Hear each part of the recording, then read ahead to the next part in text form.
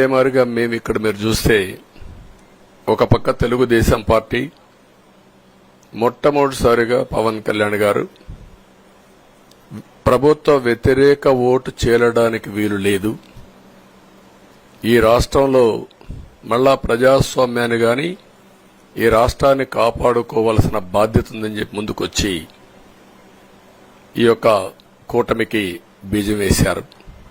వారిని మనస్ఫూర్తిగా అభినందిస్తున్నాం. ఆ తర్వాత బీజేపీ కూడా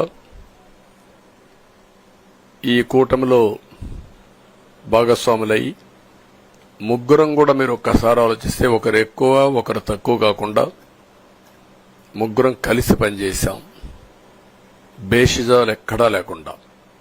మేము ఏదైతే చెప్పామో ప్రజలు గెలవాలి, రాష్ట్రం నిలబడాలి, దీనికోసం పై స్థాయి నుంచి ఢిల్లీ నుంచి వచ్చినటువంటి బీజేపీ నాయకులు గాని, ప్రధానమంత్రి అమిత్ షా గారు గాని, ఇక్కడుండే పవన్ కళ్యాణ్ గాని, తెలుగుదేశం పార్టీ కేంద్ర నాయకత్వం నుంచి కింది వరకు అందరం కూడా ఒక ట్రూ స్పిరిట్ తో పనిచేశాం.